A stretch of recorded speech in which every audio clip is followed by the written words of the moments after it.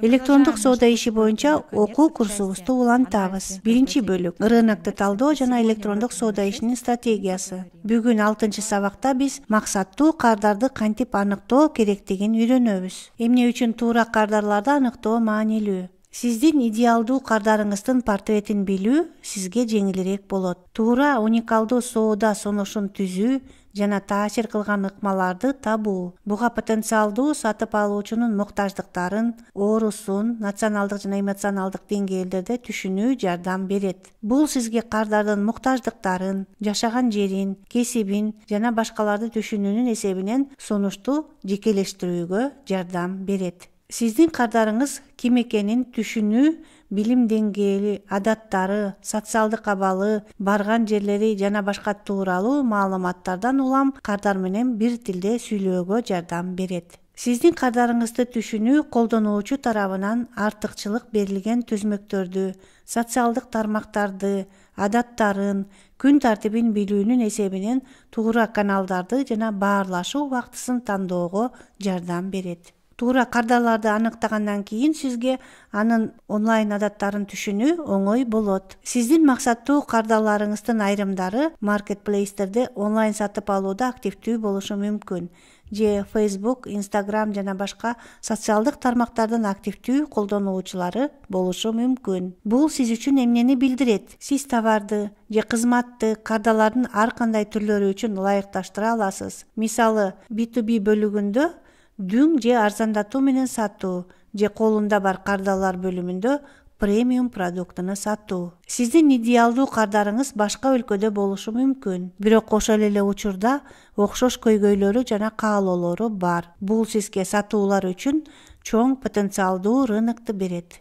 Сиздин максаттуу кардарды түзүү үчүн текшерүү тизмеси. Сизде болгон кардарларыңыз электрондук соода ишин колдонуп жатканын билишиңиз керек. Сиздин идеалдуу кардарыңыз ким экенин билүү керек. Бул бир же бир нече сатып алуучунун портреттери болушу мүмкүн. Башка өлкөлөр үчүн сиздин сатып алуучунун портрети актуалдуу экендигин түшүнүү. Сатып алуучулар Instagram'дан, Etsy, eBay сыяктуу маркетплейстерден же башка регионалдык маркетплейстерден сатып алууларды жүргүзүшсө болот. Аларга эмне артыкчылыктуу экендигин онлайн сүйлөшүүдөн, кайсы социалдык тармактарды колдоноорун жана сиздин товар же кызмат үчүн канча төлөөрүн билүү керек. Сатып алуучунун портретин кантип жасоо керек? Сатып алуучунун портретин иштеп чыгууда төмөнкү маалыматтарды аныктап алыңыз. Жашы, жынысы, жайгашкан жери, кызматы, стажы, адаттагы бир күнү кандай өтөт, кандай көйгөйлөрү бар жана сиз аларды чечүүгө кандай жардам берип жатасыз. Алардын баалуулуктары кандай жана маалымат булактары катары алар эмнени колдонушат. Сиздин товарыңыздын же кызматыңыздын эмнеси жакпайт. Азыр мен сиздерге сатып алуучунун портретин түзүүгө жардам берүүчү шайман жөнүндө айтып берем. Ал шайман Make My Persona. Издөө сабында Make My Persona'ны басасыңар жана HubSpot.com тандайсыңар. Тилекке каршы ал англис тилинде гана бар. Бирок бул сайтты түшүнүү үчүн сиз англис тили боюнча базалык билимиңиз болуш керек сиздин. Же Google Translate сизге түшүнүксүз сөздөрдү которууга дайыма жардам берет. Мисалы, биз бал өндүрүүчүлөрүбүз жана биз максаттуу кардаларыбыз ким экенин түшүнүүбүз керек. Алгач биз аны атап алалы. Мисалы, Айгүл деп. Балдын керектөөчүлөрү улуу муундагылар болот. Ошондуктан улуу жаштагы аялды тандайбыз. 30 жаштан улууларды.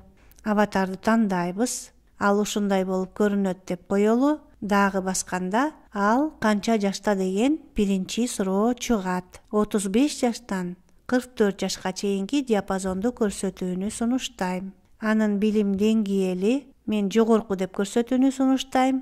Бакалавриат же магистр, келгиле бакалавриатка токтойлу. Андан ары ал кандай индустрияда иштейт, банк секторунда иштейт деп божомолдосок болот. Ал иштеген уюмдун өлчөмү кандай? Эгер орто банк болсо, ал жакта 50-дөн 200дөй кызматкер болот. Эгер бул кандайдыр бир филиал болсо, азыраак сандагы адамдарды 11ден 50гө чейинки адамды алсак болот деп ойлойм. Айгүл кандай кызматты ээлейт? Насыялоо бөлүмүнүн кызматкери деп алсак болот. Андан ары анын жумушу кантип ченелет? Кээ бир суроолорду толтурбай койсок деле болот, ошондуктан аларды өткөрүп жиберебиз. Айгүл кимге отчет берет? Алар насыялоо бөлүмүнүн начальнигине отчет беришет болуш керек. Андан ары анын ишинин мүнөздөмөсү кандай? Анын ишиндеги максаттары кандай? Насыя берүү үчүн көбүрөөк адамдарды тартуу болуш керек. Айгүл кандай сапаттарга ээ болуш керек? Коммуникация, себеби бул адам дайыма элдер менен сүйлөшөт. Коллаборация, башкача айтканда убактылуу кызматташуу. Креативдүүлүк жана кесиптик өнүгүү. Андан ары Айгүл ишинде кандай шаймандарды колдонот? Бул кандайдыр бир бухгалтердик системалар, электрондук почта, отчеттор системасы, Microsoft Office пакетинин программалары болуш мүмкүн. Анын кандай керектөө адаттары бар? Кайсы социалдык тармактар менен колдонот? Мүмкүн Facebook менен колдонот. Instagram'ды колдонушу мүмкүн. Андан ары бассак, ошол жерден биздин идеалдуу сатып алуучунун портрети, анан адаттары, билими менен чыгат. Ушундай жол менен биз максаттуу кардарыбыз ким экенин, кайсы электрондук аянтчаларда болоорун жана аны менен качан байланыша аларыбызды түшүнөбүз. Бул портретти сактап же сунушталган кнопканы басып көчүрүп алсак болот. Бүгүн биз максаттуу кардарды кантип аныктоо жөнүндө сүйлөштүк жана бүгүн үй тапшырмасы кардардын портрети шайманын колдонуп сиздин максаттуу кардарыңызды аныктоо.